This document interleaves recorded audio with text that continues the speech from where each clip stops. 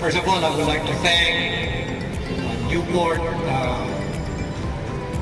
Resort World Foundation for funding this 10 million project. This is a 10 million project.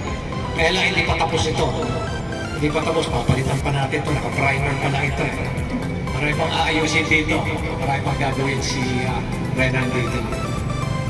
And second is, we would like to thank MATCOR under the leadership of Madam Andrea Domingo. Siya talaga nagwakat dito. During our first meeting, immediately, siya talaga naganap kagad ng 10 million for this. Let me also thank first ating city planning, si Donna Tabangin, for assisting sa in designing this park. Finally, of course, and Maribig. These are the people who really made it happen. Team Sano, si Renan, si Maribig. Thank you very much. Kawawa naman sila sa akin. And of course, our contractor, siya itong ating contractor, si Engineer Malis naman.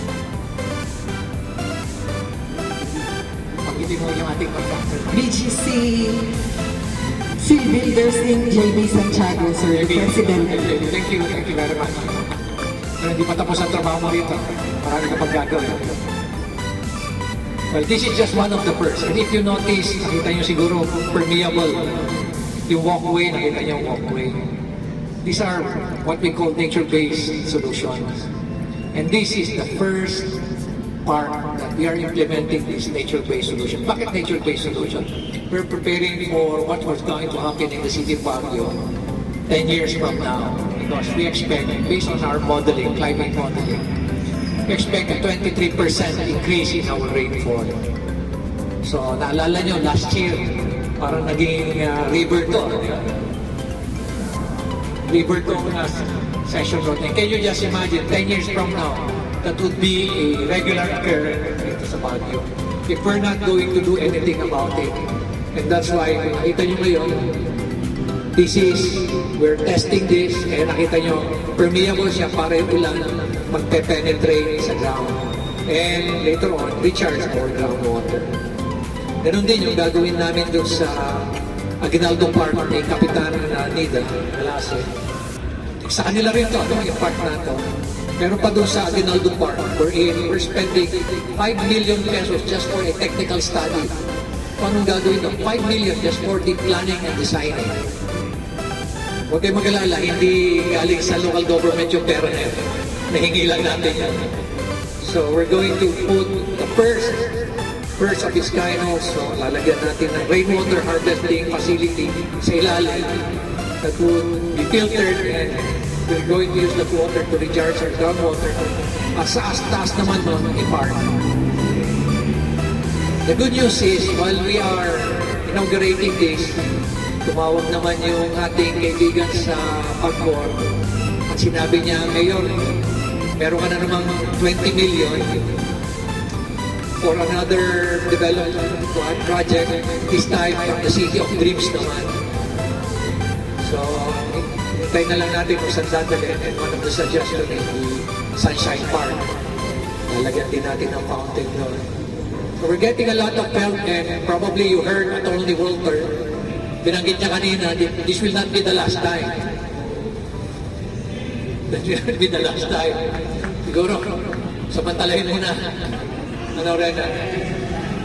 So, I had a dialogue with the ICT, ayusin na rin nila yon.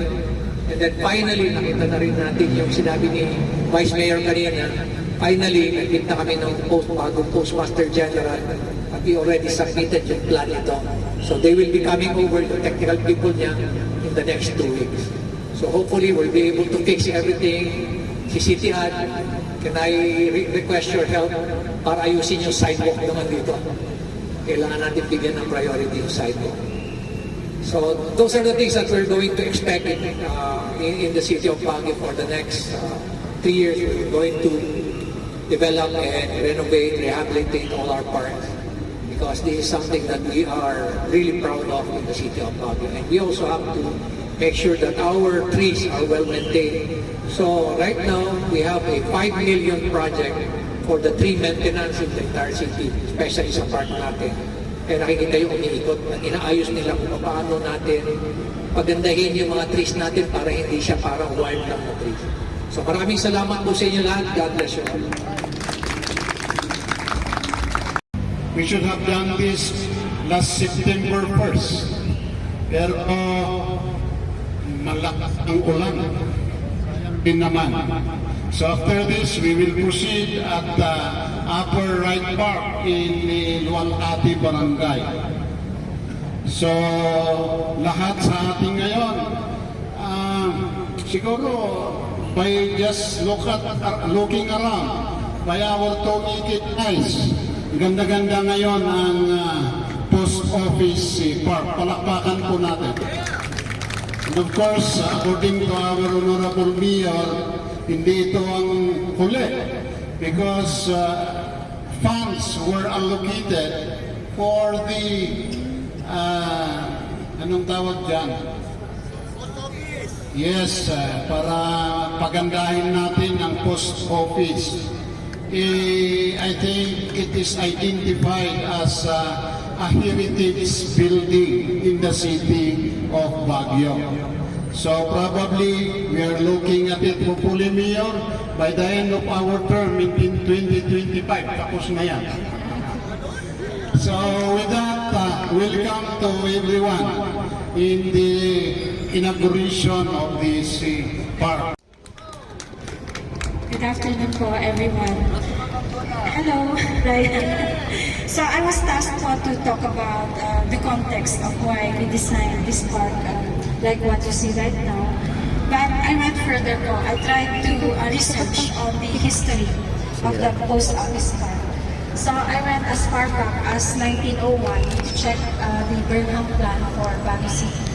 If there was a mention of a post office park, there was none po. Because the Burnham plan was really very specific of the Burnham Park, because that would become the central part of Baguio City.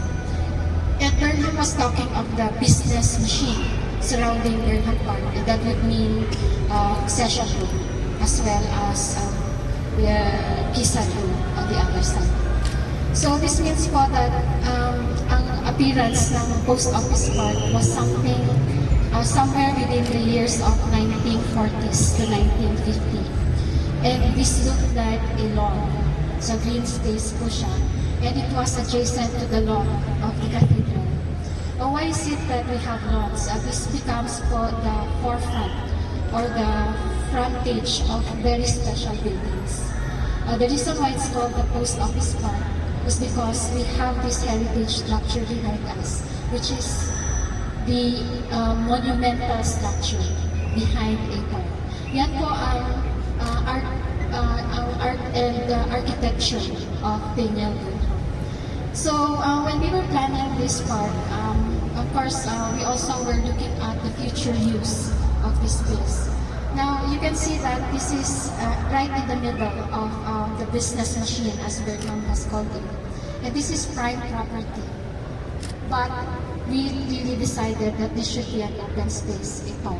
So that there's a breathing space in this area of the city. So we went back to the history of Baguio during the American time, and we were reading the story about the parades, especially during Independence Day. And the parade started right there at the circle, and it went down on Session Road.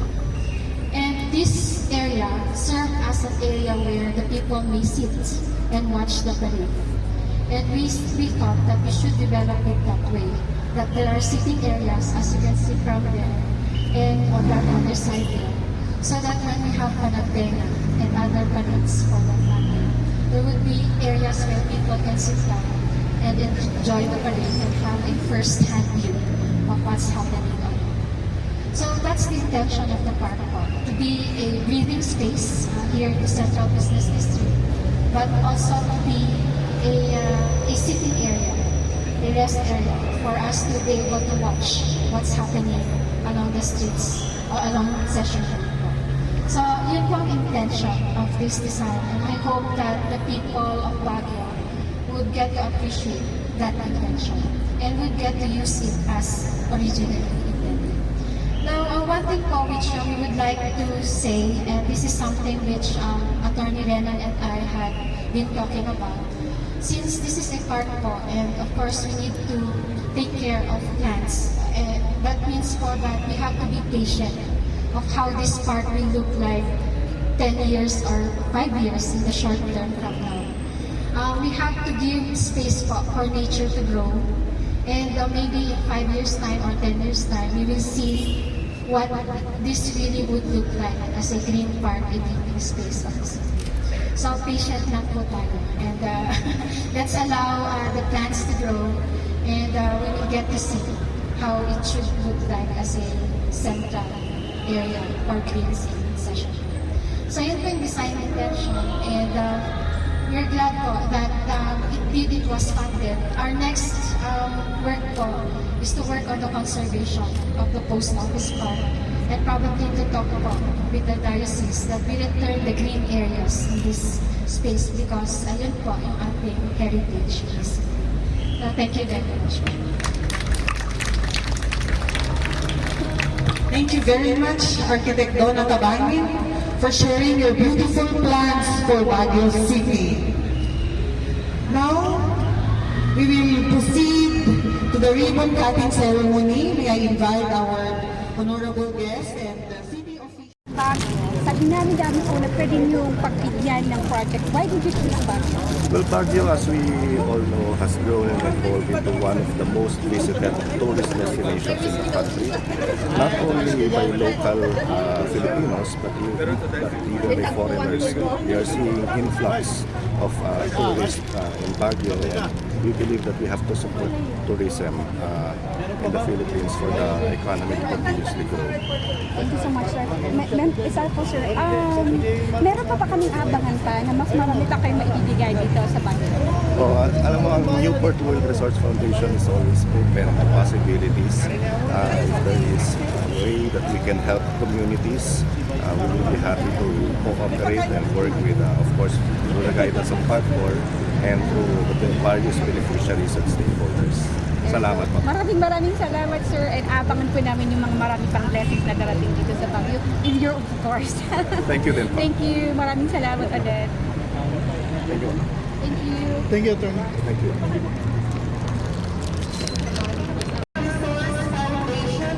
Represented by Attorney Walter L. Mactal, Executive Director.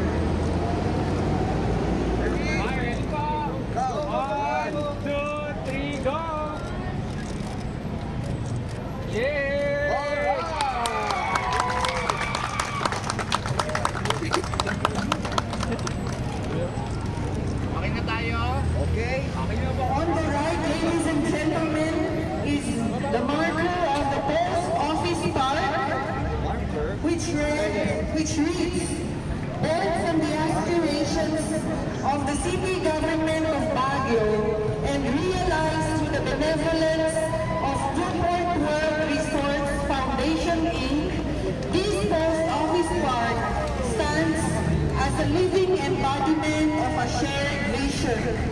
This vision reveals our national heritage while embracing the relentless march of progress and innovation. This marker stands not only as an expression of profound gratitude to Newport World Resorts Foundation Inc.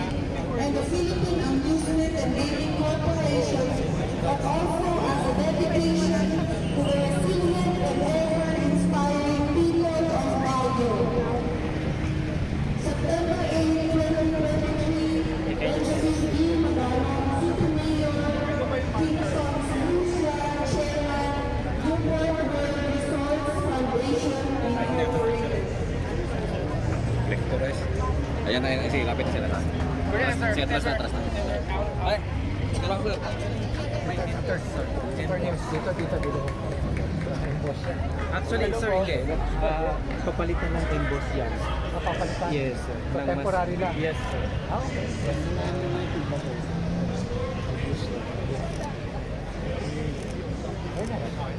Tapos nandun po yung post office park pa.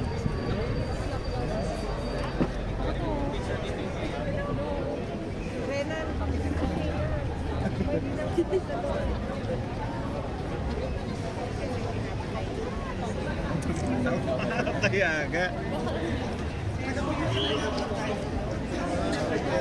a ribbon now cut, we declare the Baguio Post Office Park officially open to the public. The Baguio Post Office Park stands as a testament to our commitment to creating green spaces in our city. This transformed park is not only a place for recreation and relaxation, but also a reflection of our city's rich heritage. It serves as a reminder of the significance of the Baguio Post Office in our community and the importance of preserving our cultural landmarks. Together, let us embrace this Baguio Post Office Park and cherish it as a symbol of our collective spirit and dedication to creating a more beautiful and sustainable Baguio City. Thank you, and over everyone.